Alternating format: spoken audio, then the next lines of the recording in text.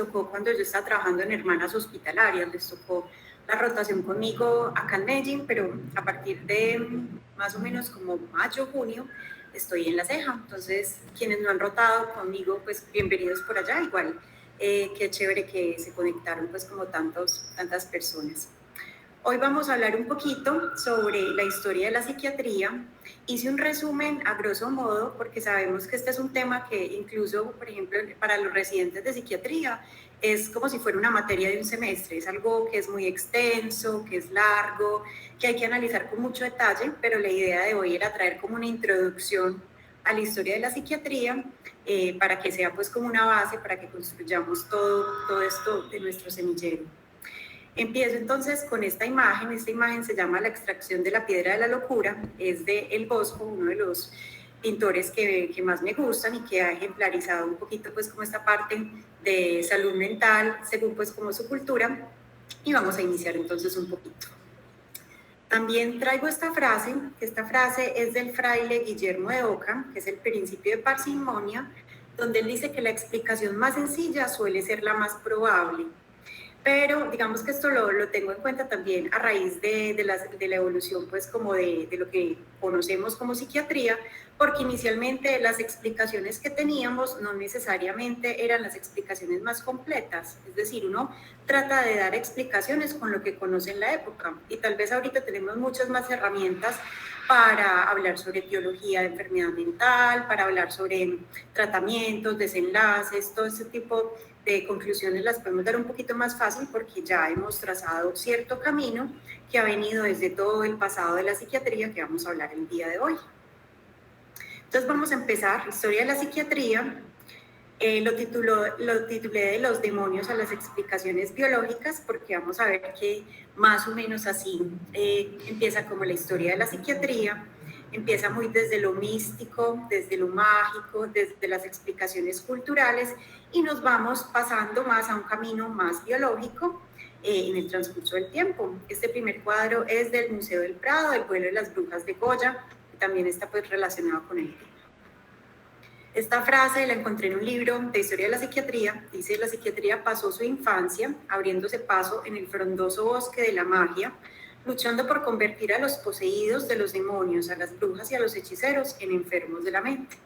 Esto nos muestra pues cómo hemos evolucionado en torno como a las etiologías que les atribuimos a las enfermedades. Empezamos un poquito con la época antigua. Cuando hablo de época antigua me refiero sobre todo como a la época antes de Cristo y sobre todo como antes, digamos, como del pensamiento hipocrático, un poquito. Entonces, en la época antigua inicialmente tuvimos muchas culturas, esta es solo una de ellas. Incluso pues en otros sitios, en otros países también tenían pues su propia cosmología, pero traigo esta de Mesopotamia que me pareció muy bonita. En Mesopotamia vivieron los sumerios, que era una cultura donde ellos trataban de dar una explicación sobrenatural a las enfermedades y hacían representaciones de los dioses con lo que conocían, o sea, con los animales. Esto era, si ustedes de pronto recuerdan un poquito lo que uno estudiaba, leía, por ejemplo, en Egipto, uno veía que también los dioses de ellos también tenían formas de animales. Igual, pues, así lo hacían los sumerios. Ellos hablaban que las enfermedades eran castigos divinos por haber roto como unas, digamos, reglas básicas de los dioses. Entonces, como tal, las enfermedades en general eran eso, por romper los tabús de la época. El tiempo va avanzando, ya llegamos a Grecia, a Roma. Todos recordamos a Hipócrates. A Hipócrates nos lo presentan desde que empezamos a estudiar medicina. Recuerden el juramento hipocrático, que es pues como de lo primero que nos enseñan. Y además pues fue una persona muy interesante porque fue de los primeros que empezó a plantearse cuál podría ser de pronto la etiología de las enfermedades. Él fue el que empezó a hablar de la teoría de los 4 humores. Entonces hablaba de la bilis negra, de la bilis amarilla, de la flema y de la sangre, que eran los 4 humores, y que según su predominio o desbalance producían ciertas enfermedades. Por ejemplo, la melancolía, o lo que ahorita pues conocemos como depresión, sería digamos una situación donde prevalecería para Hipócrates la bilis negra. Entonces hablaba de ese desequilibrio humoral. Después está Celso, él habla sobre las pasiones como factor causal de la enfermedad mental. Esto es interesante porque incluso ahora en la actualidad a veces aparecen, digamos, historias donde dicen que después de una ruptura amorosa o después de cierta situación traumática, alguna persona empezó digamos, a desencadenar como una enfermedad mental. Entonces él empezaba a hablar como de los excesos de las pasiones, por ejemplo, del exceso de la lujuria, el exceso, por ejemplo, del consumo de alcohol, como un factor pues, etiológico de las enfermedades mentales. Y desde la legislación romana empezaron a considerar las enfermedades mentales, que en ese momento llamaban como locura, como un eximiente para los delitos. Es decir, ellos tenían en cuenta si la persona en el momento de cometer los actos delictivos tenía, digamos, como esa capacidad de decidir o si, por el contrario, estaba dominado por una enfermedad. Entonces, esos fueron como los primeros como en, digamos, dar los pinitos de lo que ahora conocemos como esta figura de inimputabilidad, que ya hablamos en la actualidad. Pero obviamente, en ese momento en Roma era algo muy incipiente. Posteriormente llegamos a la época de la Edad Media. La época de la Edad Media, si ustedes recuerdan, es esta época donde la Iglesia Católica tenía una alta pues como preponderancia, sobre todo pues a nivel de Occidente, y había mucha movilización social y política a través de esta religión, a través de las ideas de pronto del pecado y de la culpa, como relacionado pues como con detonantes de las enfermedades. En esta época es importante hablar un poquito de Santo Tomás de Aquino. Santo Tomás hablaba que la locura, o sea, lo que ahora conocemos como una enfermedad mental, debía ser necesariamente un trastorno orgánico porque el alma no se puede enfermar. Él desde su creencia religiosa consideraba que el alma era algo como inmaculado, que no se enfermaba, por lo tanto todas las enfermedades, fueran de la mente o del cuerpo, tenían una causalidad orgánica. También en esa época se utilizaba el término lunático, y ese término lunático es interesante porque viene también como desde estas ideas cosmológicas de culturas anteriores, que también en la Edad Media, pues digamos, todavía tenían como cierta importancia, donde se hablaba que ciertas manifestaciones de la mente estaban relacionadas con los efectos que tenían ciertos astros, como la luna, otros planetas, y en este momento empezó esta parte de la cacería de brujas, donde empezamos con este personaje, el Papa Inocencio VIII, donde en 1484 ordena perseguir y castigar la brujería, dando comienzo al extenso periodo de la Inquisición. Ustedes recuerdan cuando estudiaron en el colegio la Edad Media, que en la Inquisición cayeron muchas personas, muchos científicos que, por ejemplo, hablaban sobre que el Sol era el centro de, pues, digamos, la Tierra realmente giraba alrededor del Sol y no al contrario, donde, pues, digamos que se generaba como una crisis hacia lo que antes se pensaba. También otros que hablaban, pues, como de otros principios que de pronto no estaban, pues, como tan bien aceptados por la religión de la época. Entonces hay una inquisición que cayeron pues como muchos grandes científicos, pero también muchas personas con enfermedad mental. Como en ese momento no se sabía mucho sobre pues, las enfermedades mentales, muchas de las personas que tenían, por ejemplo, trastornos psicóticos y tenían alucinaciones, delirios o tenían pues alguna dificultad a nivel emocional, como no había una causa, se pensaba que entonces estas personas eran brujas o que había pues digamos como una culpa ahí relacionada con el mal en esa persona y por lo tanto, consecuentemente con su teoría que decía pues que estaban poseídos o que eran brujas, entonces el castigo era un castigo religioso. Entonces, por ejemplo, está el Maleus Maleficarum, incluso lo pueden, este libro, si bien pues la copia original obviamente no la tenemos, pero sí hay unas copias que pueden encontrar en ciertas librerías, incluso con traducción al español. Entonces, en alguno de los apartados ahí lo encontré. Esto es de 1489, es de los autores dominicos y hablaban, por ejemplo, decían, la frecuencia de las brujas es tan alarmante que solo podrá combatirse mediante una guerra. Todo aquel que dude de la existencia de esta emergencia será considerado hereje, cómplice o hechicero, y consecuentemente con la etiología que daban en esa época, que era de brujería, pecado y mal, el castigo era pues o la hoguera, pues o en todo caso pues finalizar generalmente con la vida de estas personas. Ya después llega la Ilustración y les voy a mostrar como un poquito de lo que sucedió en la Ilustración. Anteriormente, la mayoría de las personas que tenían enfermedades mentales eran apartadas de la sociedad. Entonces eran expulsadas de su familia, eran sacadas, digamos, como de su ciudad, o en otro momento empezaron a ser recluidos en unos asilos. En ese momento recuerden que no habían medicamentos, psicofármacos como ahora conocemos, entonces había realmente como un tratamiento que era muy parcial e inicialmente era un tratamiento muy carcelario, donde los pacientes eran llevados casi que por el resto de sus vidas, desde que empezaron con su enfermedad, a sitios que eran pues como unos sanatorios, donde pasaban allí todo el tiempo, tenían poco contacto con sus familias, las medidas de higiene no eran las mejores, entonces habían altas tasas de contagios de enfermedades prevenibles y enfermedades infecciosas. En esa época también, por ejemplo, mucha tuberculosis, sífilis, etcétera. Todas estas enfermedades que se dan pues por reclusión y contacto estrecho, y fuera de eso el trato no era un trato adecuado, muchas veces los encadenaban. Entonces aquí traigo esta primera imagen, que es un cuadro que hizo Tony Robert Fleury, que es sobre la liberación de los enfermos mentales en la Salpêtrière por Pinel.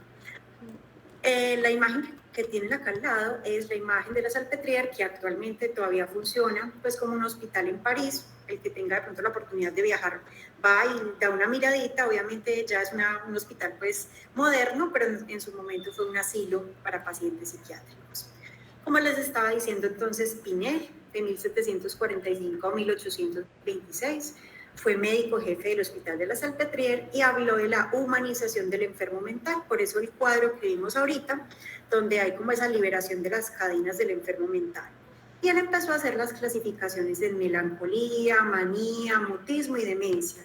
Y él decía que esta enfermedad mental o estas locuras, como hablaban en esa época, eran causadas por desarreglos de las facultades cerebrales y que podía ser por herencia, porque dentro de esas observaciones longitudinales que él hacía de esos pacientes, veía, por ejemplo, que dentro de la misma familia habían varias personas con cierto deterioro y cierta enfermedad mental por causas físicas, porque, por ejemplo, también veía que ciertas personas después de accidentes quedaban como con esto que llamaban locura en esa época, o así como hablamos ahorita con Celso, por el exceso de las pasiones. Tenemos posteriormente a Esquirol. Esquirol en el año 1838 empezó a hablar de las alucinaciones y empezó a dar como las primeras explicaciones o las primeras, digamos, como definiciones de qué es una alucinación. Entonces hablaba que las alucinaciones eran percepciones sin objeto. Después continuó la escuela de Falret y de Beilinger, quienes describieron la locura circular y la locura de doble forma, que posteriormente pues, se llamaría una psicosis maníaco-depresiva. Después entonces tenemos el siglo XIX. Esta imagen es súper conocida no solo en la historia de la psiquiatría, sino en la historia de la medicina, porque vemos aquí en el centro donde está Charcot, don Martín Charcot, acompañado, asistido por su alumno, quien está pues sosteniendo a la paciente, el alumno de Joseph Babinski, en medio de una clase. Recuerden que las clases inicialmente eran así, eran múltiples estudiantes, para la época únicamente hombres, donde llevaban pacientes y se hacían, pues, digamos, como este tipo de intervenciones en conjunto. Ahí hay un montón de grandes exponentes de la medicina ahí sentados como alumnos, pero digamos que para lo que nos concierne el día de hoy, pues este cuadro muestra una paciente que para su época, digamos, era una paciente que consideraban como una paciente histérica, y Charcot y Babinski estaban pues dando como un ejemplo de la sugestionabilidad que tenía esta paciente. Tenemos entonces varias cosas. Desde el siglo XIX empiezan como a trabajar un poquito más el tema de los hallazgos un poco más biológicos. tenemos, por ejemplo, a Bichat, que Bichat fue un biólogo anatomista que estudió los tejidos orgánicos, entonces ya se empezó a mirar a través del microscopio ciertos tipos de tejido. Tenemos a Virchow, también conocido en otras ramas de la medicina. Él habla de la teoría celular, que explica los efectos de las enfermedades en los diferentes órganos y tejidos, es decir, cómo algo que se puede expresar a través de un síntoma a nivel, digamos, más pequeño, a nivel de tejidos y de órganos, puede también tener como su impacto. Después tenemos a Calbaum, que hace descripciones psiquiátricas de términos importantes como la catatonía, la ciclotimia, la distimia y la hebefrenia. Tenemos ya finalizando el siglo XIX a Santiago Ramón y Cajal, que él compartió el Premio Nobel de Literatura, el Premio Nobel de Medicina con Camilo Golgi por su trabajo sobre la estructura del sistema nervioso central, que acá les traigo 3 imágenes de él, que son unas imágenes muy bellas. En la parte central ven, por ejemplo, la estructura de una neurona, como a pesar pues de vivir en esa, a principios realmente pues del siglo pasado, logró hacer pues como un acercamiento tan importante sobre las estructuras del sistema nervioso central y acercarnos cada vez más como a esta parte más neurobiológica. En el siglo XX tenemos entonces a Emil Kraepelin, que para nosotros los psiquiatras es el padre de la psiquiatría moderna. Él fue quien acuñó el término de demencia precoz, que es lo que ahora conocemos como esquizofrenia, y la psicosis maníaco-depresiva, que es lo que ahorita conocemos como un trastorno afectivo bipolar. Estas observaciones se hacían de una forma muy longitudinal, de una forma en cierto modo rudimentaria, pero también juiciosa, porque en esa época, así como cuando nosotros nos graduamos y nos mandan a un rural, digamos que ellos se gradúan, tienen, digamos, como un buen nombre como médicos y los asignaban a una institución donde probablemente iban a pasar pues toda su vida laboral.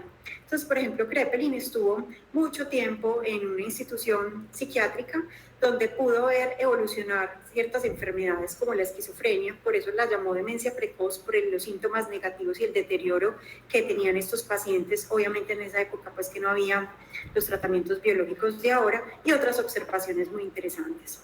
Después tenemos entonces a Bloiler, que es el que dice que, pues, que no llamemos demencia precoz a la esquizofrenia, sino que llamemos esquizofrenia a la esquizofrenia, y habló como de otros términos, como el término esquizoide, que ahorita lo utilizamos como un trastorno esquizoide de la personalidad, y todo el tema como de iniciar las observaciones en el espectro autista. Después tenemos a Carl Jaspers. Carl Jaspers es interesante porque fue un psiquiatra, pero adicionalmente también es un filósofo, y él fue el autor tal vez del libro de psicopatología, digamos como más importante de la época, el libro de psicopatología general, donde empiezan a estudiar con detalle los síntomas de cada uno de esos diagnósticos grandes. Y tenemos a mediados, pues de mediados del siglo pasado, a Sigmund Freud, que es pues el padre del psicoanálisis, que es una de muchas ramas de la psicoterapia. Digamos que este tal vez es como el de más fácil recordación. Ustedes recuerdan la teoría pues del yo, el ello, el super yo, donde él hablaba pues en su teoría del psicoanálisis, que decían que básicamente logramos conocer solamente la parte superficial de nosotros y que muchas de las cosas están en el subconsciente y en el inconsciente, y a través del psicoanálisis él trabajaba por encontrar estas otras cosas. Desde la parte de los tratamientos ha habido un avance que es importante. Recuerden que anteriormente no habían psicofármacos. Los primeros tratamientos probablemente fueron hechos con muy buena intención de estos médicos que estaban ahí, pero obviamente uno ahorita los lee y nos parece un poquito como crudo el tratamiento. Sin embargo, hay que entender que en ese momento no habían otras cosas, entonces ellos estaban buscando de pronto qué podía servir. Entonces, por ejemplo, en 1933, Sakel habla del coma insulínico, la terapia electroconvulsiva por Serletti y Vini en 1938. Recuerden que la terapia electroconvulsiva pues ahorita todavía se utiliza, solo que ya se hace con anestesia y con relajación muscular, que es muy diferente a como se hacía anteriormente, donde no se contaba pues con estos avances de la anestesia que ya sí tenemos. Las psicocirugías, las lobotomías que se hacían anteriormente, 1936, y el nacimiento de las psicoterapias. Psicoterapias, no solamente pues la psicodinámica, como hablamos de Freud, sino también el nacimiento de otras ramas, como la cognitivo-conductual, por Aaron Beck y otros psicólogos y psiquiatras pues, de la época. En cuanto a los medicamentos, como podemos ver en esta diapositiva, los medicamentos de psiquiatría son muy nuevos. Las fenotiacinas fueron descritas apenas en 1883, el primer antipsicótico, que fue la clorpromacina, se utilizó apenas en 1949, el haloperidol en 1958, la clozapina en 1965, la risperidona en 1992. El litio era conocido desde 1800, pero se empezó a utilizar específicamente en cuadros de manía en contexto de trastorno afectivo bipolar a partir de 1949. Y respecto a los antidepresivos, en 1958 empieza la imipramina, que es el primer tricíclico, y la fluoxetina, aunque fue descubierta en 1974, se empieza a comercializar apenas en 1987. Y a partir de ahí, todos los antipsicóticos, las benzodiazepinas, los estabilizadores del ánimo y los antidepresivos que tenemos ahorita en la actualidad. Ya cuando hablamos un poquito de la historia de la psiquiatría de la actualidad, entonces vemos que tenemos actualmente los sistemas de clasificación, tenemos la clasificación estadística internacional de enfermedades y problemas relacionados en salud, que es la CIE-10, que pronto ya vamos a hacer pues la transición en CIE-11, y actualmente en el manual estadístico de enfermedades mentales, que es el DSM-5, que son los criterios pues como el diagnóstico categorial de enfermedades mentales, que generalmente es pues una de las bases que utilizamos a la hora de hacer los diagnósticos. La práctica actual de la psiquiatría incluye tener en cuenta muchas cosas. Hay una parte relacionada con necesidad y uso de medicamentos en ciertos pacientes. Habrá otros momentos, muchos pacientes que también se van a beneficiar de psicoterapia. Y tenemos algo importante que ni era soñado pues en épocas antiguas, hace 150, 200 años, ni se pensaba, y es el acceso que tenemos a la tecnología, que esto también nos favorece en ciertas cosas porque hace que las actualizaciones médicas lleguen a diferentes lugares del país en tiempos rápidos, que tratemos de estar todos muy actualizados en las nuevas medidas que se han pues como encontrado para los pacientes, también ciertos dispositivos que pueden ayudar para adherencia al tratamiento, también para medidas, por ejemplo, de telemedicina, cuando los pacientes están en sitios donde no hay fácil acceso a un especialista en salud mental. Entonces tenemos esos panoramas actualmente, la medicación, la psicoterapia, la tecnología y obviamente todo el contexto social. El modelo actual de la psiquiatría es un modelo biopsicosocial. Miren que cuando vimos como digamos todo este recorrido rápido que hicimos a través de la historia de la psiquiatría, encontramos que inicialmente las explicaciones eran mágicas, posteriormente religiosas, posteriormente dadas como en cuenta como de ciertos pecados, y ya empezaron más allá las explicaciones ya más desde la biología, desde la psicoterapia, pues desde la concepción del ser.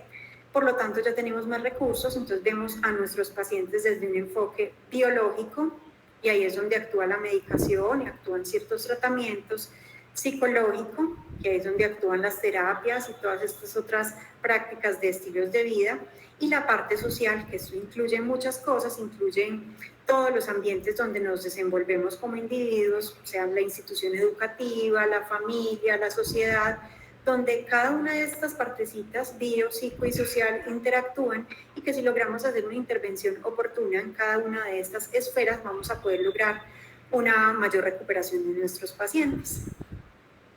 Bueno, y para terminar el día de hoy, la psiquiatría se sigue construyendo. Todos los días aparecen nuevos estudios, nuevas investigaciones. Algunos de mis colegas psiquiatras dicen que la psiquiatría ha estado muy quieta últimamente. Sin embargo, yo pienso que pues ya tenemos cosas que hace mucho tiempo ni hubiéramos pensado. Ya tenemos antipsicóticos de depósito que aplicamos 3, 4 veces al año, o sea, cada 3 meses. Eso era imposible de pensar pues hace mucho tiempo. Ya contamos con cierta posibilidad de mandar pues medicamentos, un margen un poquito mayor de medicamentos que está cubierto por el sistema de salud. Obviamente hay otros retos que están aún para continuar trabajando, y son todos pues estos retos de acceso a todas estas diferentes pues tratamientos, que en ciertos momentos pueden haber barreras para algunos grupos poblacionales. y se seguirá cada vez a través pues del arte. Pues en esta diapositiva específicamente les muestro como el cine, me gusta mucho el cine. Vemos cómo la enfermedad mental se puede mostrar a través del cine, o cómo lo interesante de la mente, de cómo funciona nuestro cerebro o cómo podría funcionar, se puede ver a través del cine. Entonces ahí les propongo El eterno resplandor de una mente sin recuerdos, El club de la pelea y Silver Lining Playbook, que son pues como algunas de las 3 películas con contenido pues como de salud mental que les recomiendo. Bueno, esa era la charla que les tenía para hoy. Si de pronto alguno tiene pues alguna pregunta, comentario, algo de pronto que me quiera decir o que nos quiera compartir a las demás personas. Aquí vemos que Sebastián Vergara levantó la mano. Seba, si quiere. Profe, sí, hola. Sí. Profe, una pregunta. El término manicomio, pues, ¿de dónde nace? Como, pues, ¿sí me entiendes? Pues, como de dónde surge todo eso. Sí, el término manicomio es de la misma raíz similar de la que viene manía y la psicosis maníaco-depresiva. Eran los sitios donde, digamos, recluían a los pacientes insanos o los pacientes con locura, que una de las locuras era esa, pues la psicosis maníaco-depresiva. Entonces de ahí viene el término manicomio. Incluso este término se dejó de utilizar hace poquito. O sea, si ustedes, por ejemplo, consultan sobre la historia del Hospital Mental de Antioquia, ese hospital antes se llamaba manicomio, antes creo que quedaba en Aranjuez, y habían pues, digamos, pacientes que vivían allá toda la vida, porque pues en épocas anteriores no había pues como mucho tratamiento farmacológico, conciencia social, desestigmatización. Entonces los manicomios era como el sitio de donde guardamos a nuestros pacientes que son crónicos, ahí se guardaban. Ahorita obviamente para evitar el estigma y para, pues, porque es que realmente todos en algún momento podemos ser potenciales pacientes. Hoy estamos aquí en esta charla de psiquiatría, mañana no sabemos si nosotros o alguno de nuestros familiares va a estar al lado del paciente. Entonces, para entender que, pues, que todos somos igual de valiosos con o sin enfermedad, para quitar ese estigma, ya no se habla de manicomio, sino de clínica, una clínica de salud mental. Pero digamos que sí, pues si uno se pone a mirar como históricamente, sí, se habla de términos como sanatorio, manicomio, manía.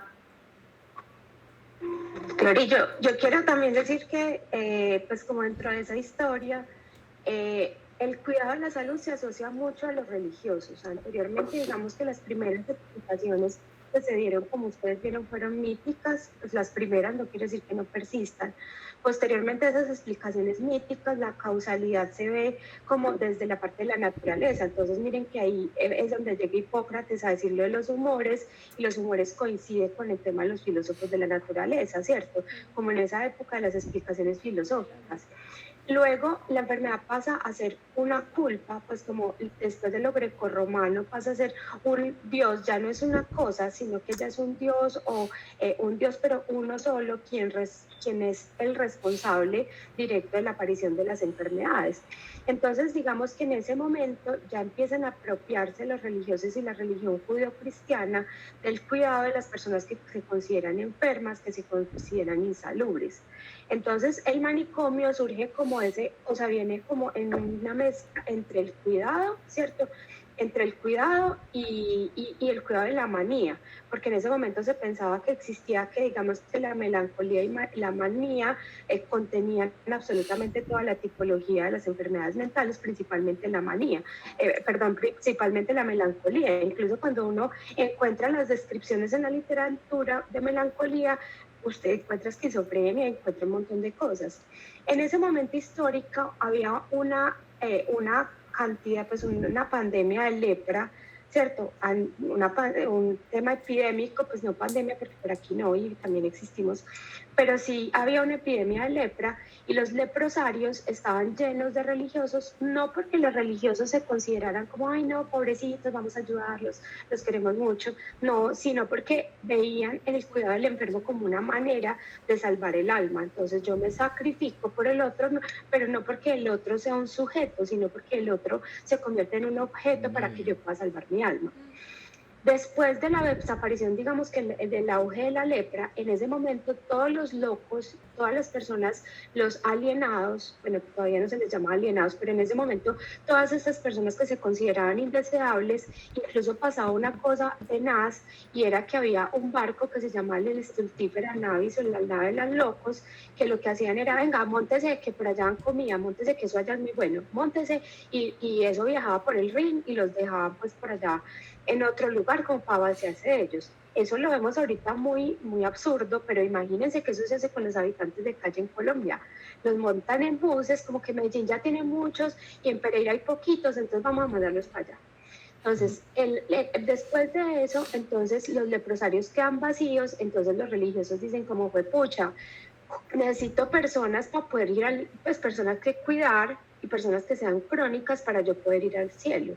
Entonces aparecen, digamos que esas instituciones que anteriormente eran solamente carcelarias se convierten también en sitios de cuidado, pero el cuidado desde el punto de vista religioso, que es un cuidado, digamos que paternalista, que es un cuidado desde, como les decía anteriormente, los pacientes no son sujetos, son objetos para alcanzar la salvación. Y eso lo podemos ver también en un modelo médico cuando el paciente no es sujeto, sino que es objeto para salvar mi ego.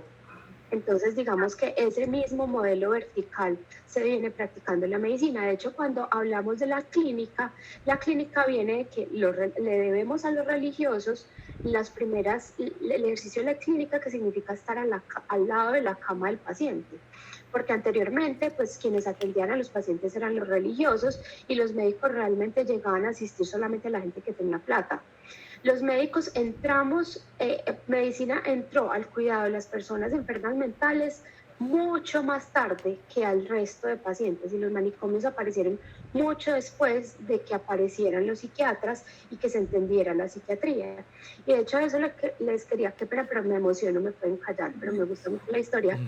Pero hay una parte muy chévere de la historia que pues yo estoy estudiando, si algún día termino la tesis seré salurista, pero una cosa muy bacana, y es que a la psiquiatría se le debe gran parte de la salud pública.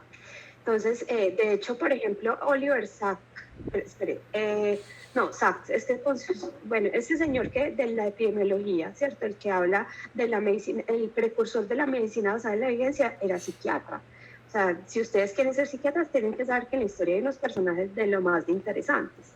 Felipe Pinel se le considera el papá de la higiene pública en Francia, porque fue de los primeros que dijo, o sea, ese tema de la liberación de la Salpêtrière es muy bonita, porque este man llega a la Salpêtrière y dice, venga, es que usted me está amarrando a esta gente que no tiene la culpa de estar amarrada, y que si usted se fija, es que esta pelada está así porque la usaban, y este otro man está así porque tuvo un trauma de guerra, que se llamaba de esa manera, y no estrés postraumático. Entonces no son solamente, no es castigo divino, no es nada de esas vainas, sino que lo que aquí pasa es que si la gente vive maluco, se enferma mentalmente. Esa es una conclusión que hoy sacamos muy fácil, es mejor vivir bueno que maluco.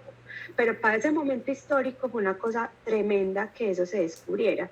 Pero lo triste es que el modelo manicomial, como tanto les alego, pues como en la rotación, que es mi monólogo, pero el modelo manicomial, que es un modelo vertical, que se asume el cuidado y el paciente como un sujeto pasivo, ¿cierto? En donde es simplemente encerrarlos allá, que era lo que podían hacer realmente antes de los antipsicóticos. O sea, vamos a ubicarnos también dentro del contexto histórico. Ustedes en la rotación entonces dejaban, no, todos los pacientes del lomo váyanse sin antipsicóticos por el mundo. Obvio no, ¿cierto? Por su bien y por el bien de la sociedad, en fin.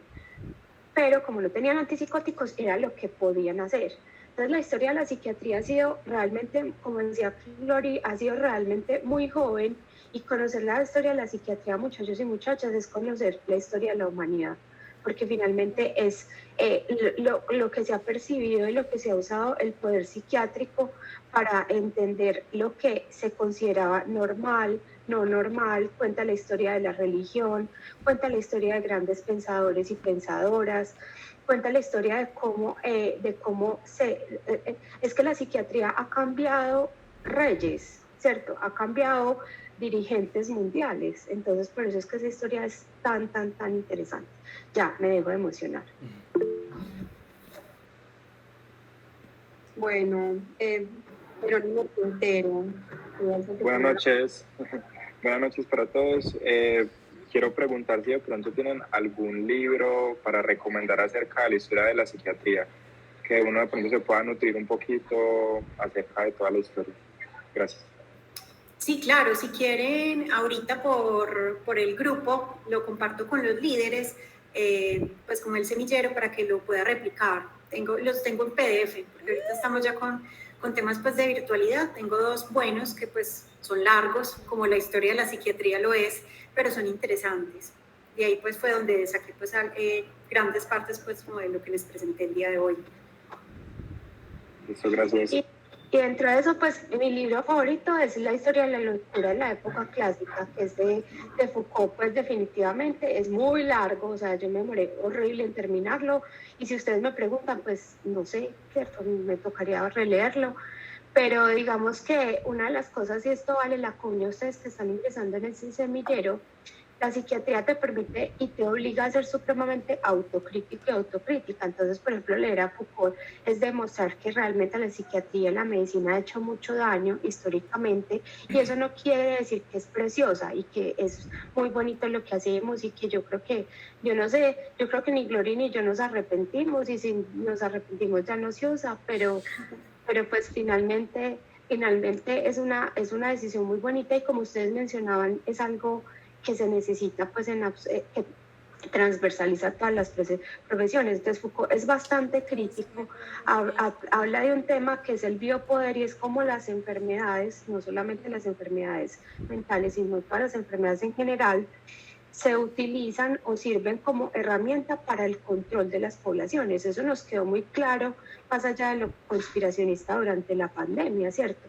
Entonces, durante el confinamiento. Entonces les advierto eso para que sepan que les va a sacar rabias, que van a decir como este man que se estaba fumando, parce, deje las drogas, busque de Dios, yo no sé, pero ustedes saben que yo hablo así, pero espero me comprendan.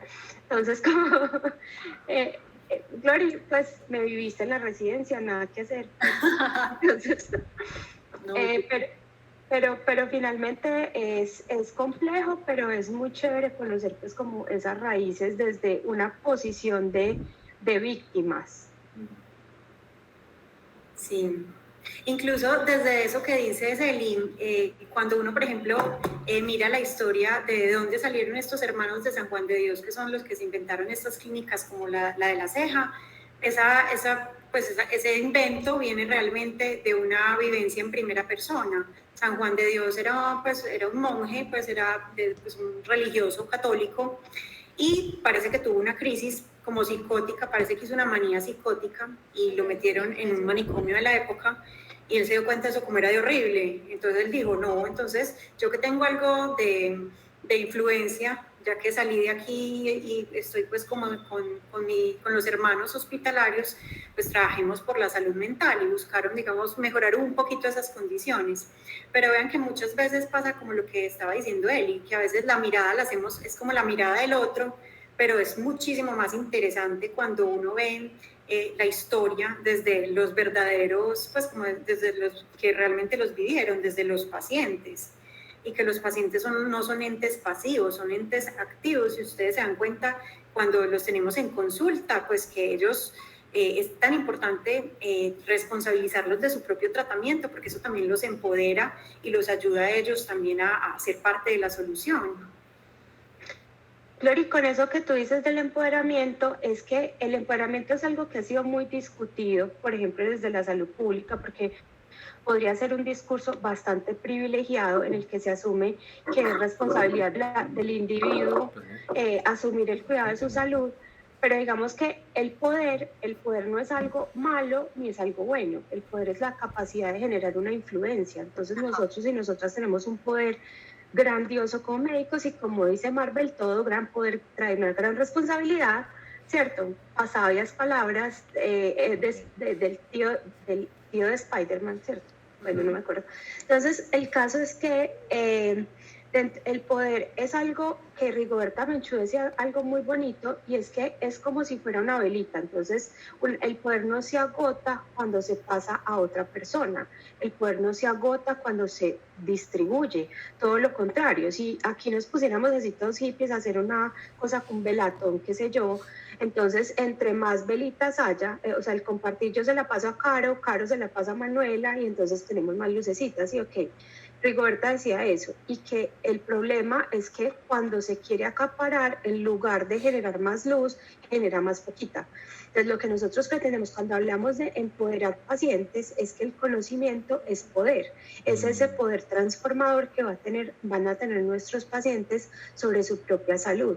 Entonces, ¿cómo lo podemos hacer? Haciendo un conocimiento que sea accesible. Si es un conocimiento desde nuestra postura, no nos van a entender nada. Si es un conocimiento desde el entender esa otra edad, esa otra persona que entiende, que toma decisiones, incluso con una discapacidad psicosocial que tiene una manera distinta de percibir las cosas, y que también tiene una historia personal, que tiene un contexto histórico individual, la cosa cambia y ese empoderamiento se vuelve más bonita. Y los profesores y los médicos y médicas sabemos que estamos haciendo bien las vainas cuando ya no nos necesitan. Así es. Bueno, por acá también tiene la mano levantada Miguel Orozco, por si quieres hablar todavía. Y Andrés Girard. O si Miguel todavía no quiere hablar, entonces Andrés es el que sigue. Hola. Yo tenía una duda más que todo curiosa, y es el término de esquizofrenia. Eso, pues, etimológicamente significa como mente partida o mente dividida, algo así. Pero ¿por qué se le dio ese término a tal patología? O bueno, ¿de dónde viene? Pues, no sé, me genera como curiosidad.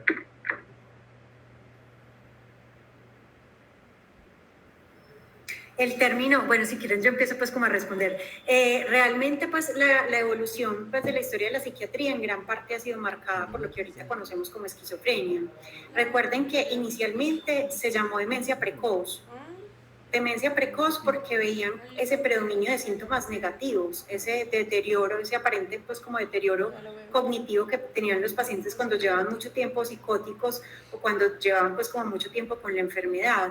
Ya después de eso se empiezan pues como a perfeccionar un poquito como los diagnósticos, porque recuerden que en esa época pues casi que todo el que se deterioraba cognitivamente y se psicotizaba, entonces era demencia precoz, pero probablemente en esa montonera de demencia precoz cabían muchas cosas, probablemente la enfermedad de Alzheimer, probablemente ciertas epilepsias que cursaban pues con múltiples episodios convulsivos y terminaban con deterioro, muchas, por ejemplo, la demencia de cuerpos de Levy, muchas otras enfermedades que cabían en esa demencia precoz. Ya cuando Kalbaum, que es después de Kraepelin, empieza pues como etimológicamente a hacer como separaciones un poquito más descriptivas y tratando como de afinar un poquito el diagnóstico, es cuando llega este concepto de mente dividida. Realmente, ¿por qué se inventó esquizofrenia? ¿Por qué le gustó ese término? No te podría decir, pero Kalbaum pues empezó pues como a hablar de este término porque veía que el pensamiento, digamos la forma como se estructuraban los pensamientos de las personas con esta patología, es como si tuvieran como otra forma de procesar el pensamiento, donde los pensamientos eran pues como unas creencias irreales, pero donde el paciente estaba completamente con la certeza de que esta idea pues era real. Entonces, espero haber contestado ahí como medio parcialmente, estaba difícil la pregunta. No, creo que es que yo me lo imaginaba, pues yo pensé que de pronto en estos pacientes que tenían delirios alucinatorios, tanto o auditivos, perdón, delirio que estoy hablando, alucinaciones auditivas dentro de la cabeza o fuera de ella, de pronto al narrar eso, pues decía que tenía como dos mentes en una o algo así, pues pensaba yo.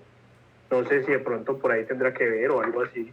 Sí, yo creo que me suena más tu explicación, pues tiene sentido tu explicación, porque sí, hay varias voces de diferentes entidades, más divididas está la mente. Me parece que es una explicación muy buena la que tú misma te acabas de dar.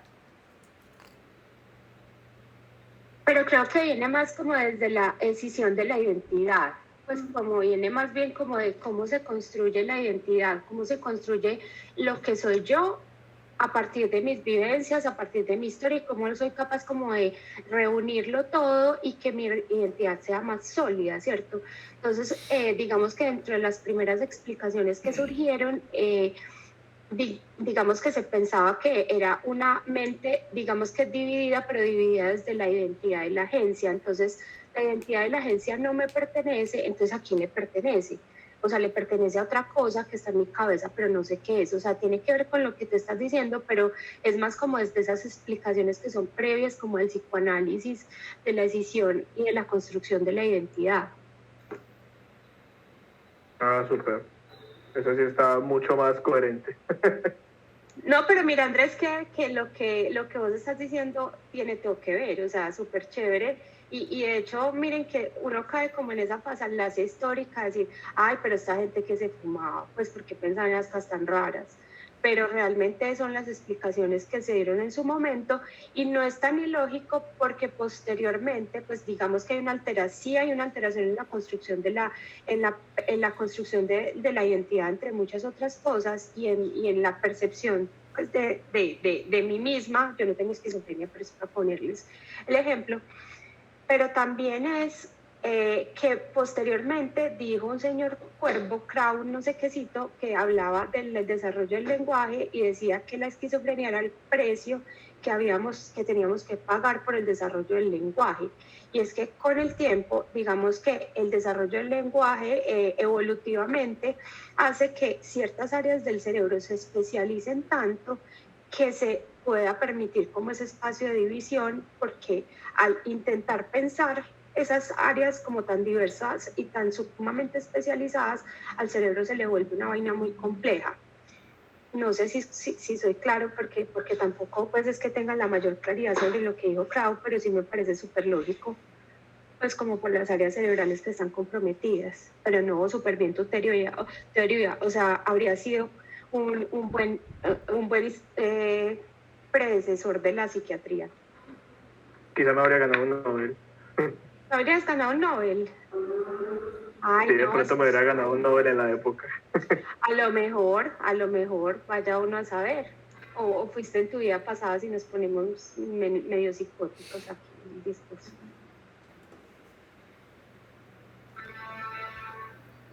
¿Alguna otra pregunta? Yo creo que ya el último es Miguel, pero no sé por qué no habla. Miguel. Miguel.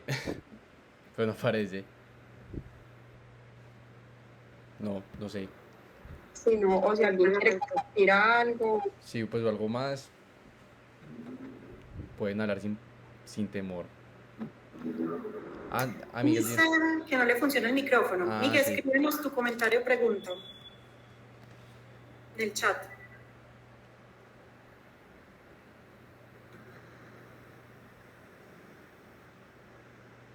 Bueno, no, igual, mientras que Miguel escribe, sí, pues igual para recordarles pues que este es un espacio de todos, o sea, Claro. pueden compartir como... También ahí lo está hablando Manuela, pues Manu, a ver, sí, ¿qué tiene para decirnos? Manuela Sánchez. Está hablando. Sí. Bueno, pues levanté la manito, pues todavía puedo decir algo. Sí. Sí, dale. No, terapia. Si lo bailas como la semana pasada. Sí, doctora. Tenemos esa bailada, bueno. No, doctora, te quería agradecer por la charla, me gustó mucho. Pues a mí psiquiatría me ha llamado mucho la atención porque veo que no se quedan solo como en lo clínico, sino que también indagan como en la teoría de las cosas, de dónde surgieron. Pues me encanta esa parte como histórica. Y me llama mucho la atención de que esa estigmatización de la psiquiatría, o sea, todavía es, o sea, como la psiquiatría es tan reciente, la estigmatización también es muy reciente. O sea, nada más en la Segunda Guerra Mundial lo vimos con la doctora Eliana. A los pacientes, pues como en ese momento con enfermedades mentales, los trataban como si fueran pues como discapacitados por la sociedad y eran pues tratados como en aquella época como los judíos, o sea, los llevan a cámaras de concentración y todo eso. Y eso se hacían hace nada, o sea, la medicina en la época de la Segunda Guerra Mundial se sabía que era la hipertensión, que era la diabetes, pero la enfermedad mental era considerada pues como algo súper fuera de la medicina. Por ejemplo, ahí fue que se describió el autismo por Asperger y lo describieron era algo como algo malo. Pues entonces me parece muy curioso eso de que esa estigmatización es tan reciente. E inclusive hoy en día uno escucha todavía mucha gente, pero me alegra pues como que la psiquiatría y la salud mental hoy en día se está volviendo un tema como más de importancia, pues como que nuestra generación sí le pone más bolas a eso, entonces como que le tengo fe al futuro. Qué bueno.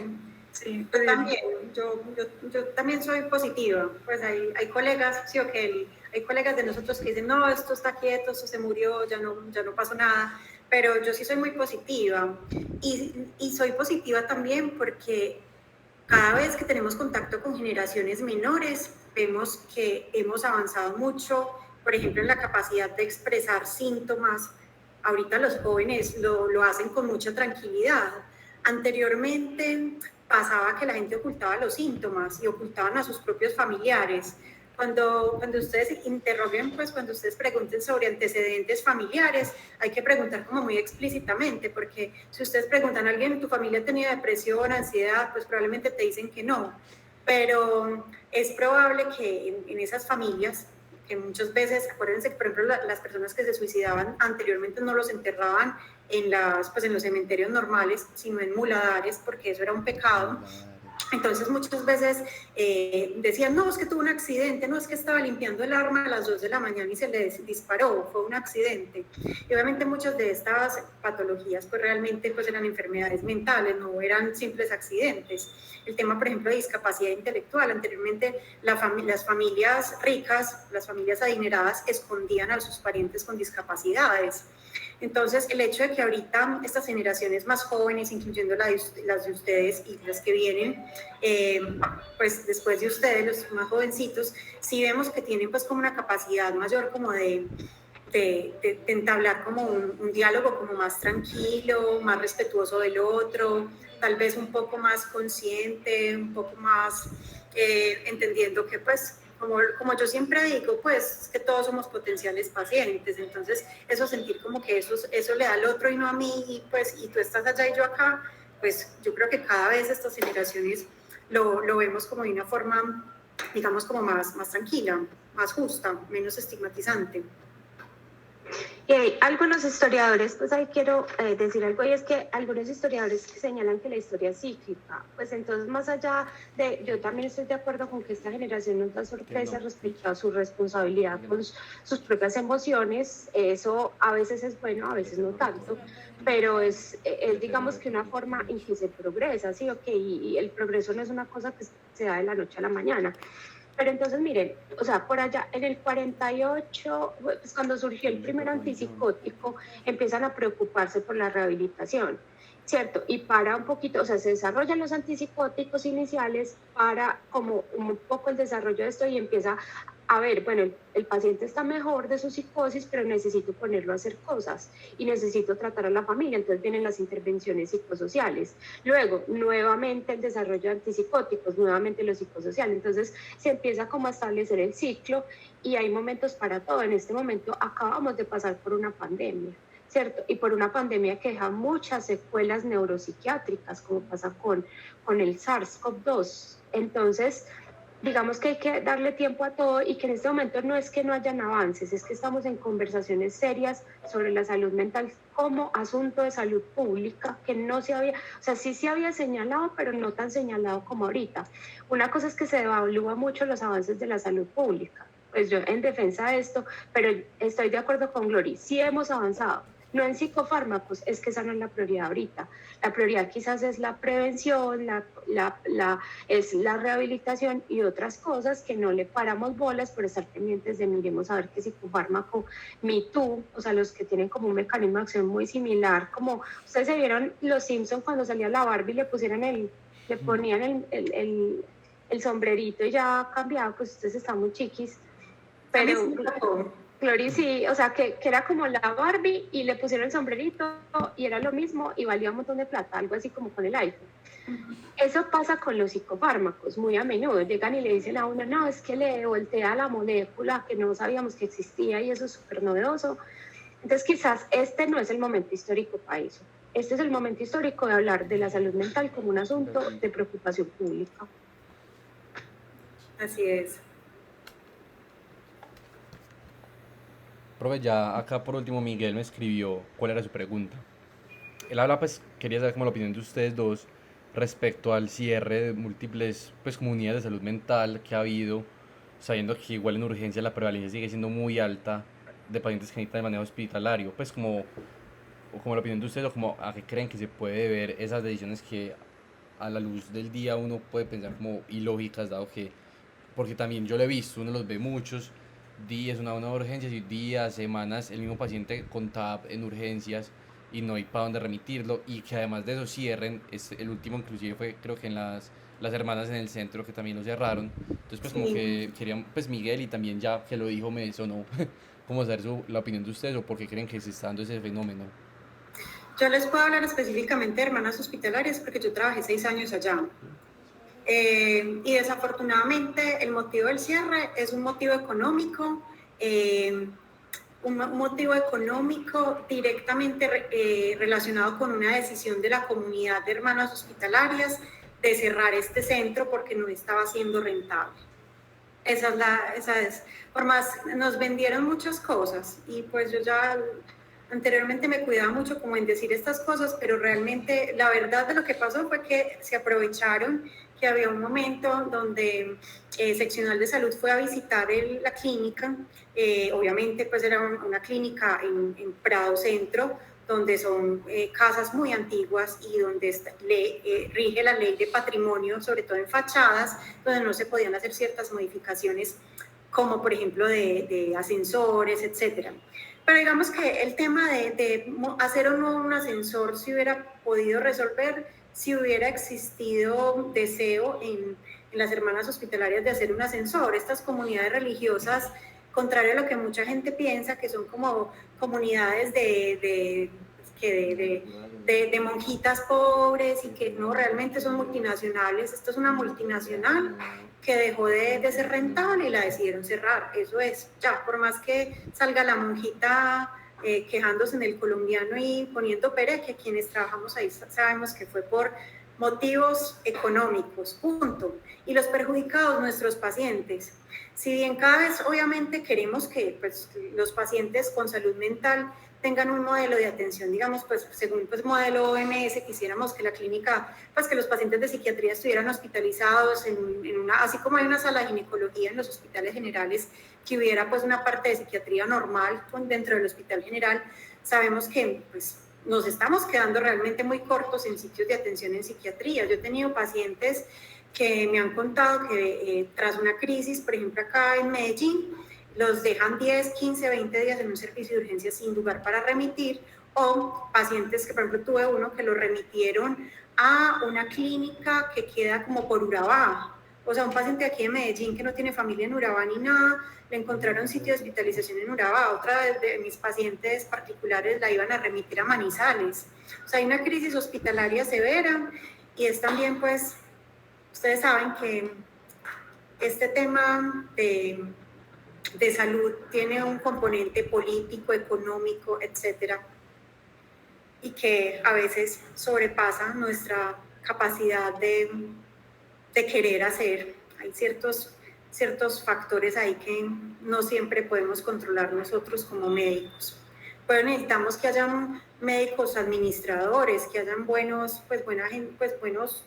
algunos de nosotros que se dediquen como a esas cosas, a cuidar la salud de nuestros pacientes, a hacer medidas pues como de gubernamentales, no sé, como de cuidar esta parte de la salud, porque esto fue lo que pasó realmente. Eso es un motivo de una charla entera. Sí. Pues eso realmente es muy complejo. El tema es que nuestra salud está capitalizada. El problema no es que esto sea un discurso por allá mamerto, sino que en una salud que esté capitalizada no se busca, no se entiende la salud como un bien mayor, sino como un bien que genera capital. Y se entiende la salud como un bien igual al dinero. El dinero es intercambiable, usted da plata y le dan cosas. Entonces es como si usted dijera, yo lo alivio y usted me da cosas, pero eso no es tan sencillo, la salud va mucho más allá. Entonces, si nosotros tenemos, el tema es que tenemos entidad, es mucho más costoso hospitalizar pacientes que hacer un modelo comunitario. Entonces, a las IPS les interesa tener hospitalización más no modelos comunitarios, porque los modelos comunitarios no dan plata. Pero por otro lado, como los pacientes con enfermedades mentales tienen menos ingresos, son pacientes pobres, es gente con menos capacidad de pago o menos capacidad de gasto de bolsillo, entonces es una población que no le interesa a nadie.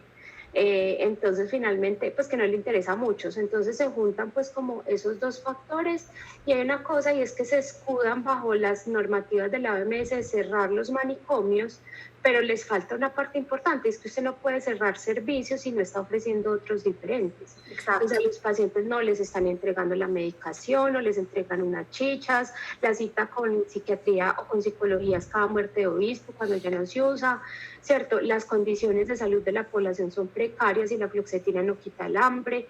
Entonces, definitivamente tenemos un montón de determinantes de salud desfavorables con un sistema de salud que está sobrecargado, que está capitalizado, que solamente entiende el dinero como el único bien proveniente de un sistema de salud y así queda muy berraca la cosa.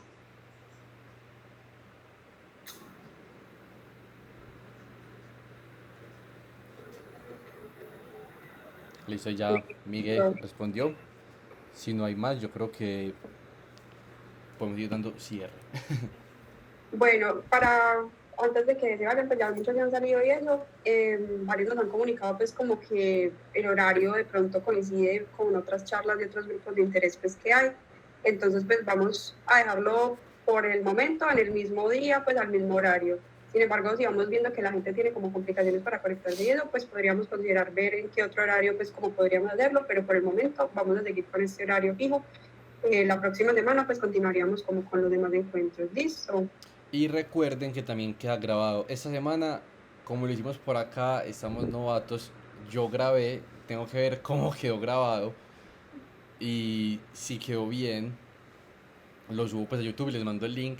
Si quedó mal, lo siento mucho, di todo de mí. Pero la idea es que igual eso quede grabado ya la próxima semana, que estamos más organizados, que vamos a intentar hacerlos es por Zoom. Y en Zoom sí mucho más fácil grabar. Acá sí fue toda una odisea al principio.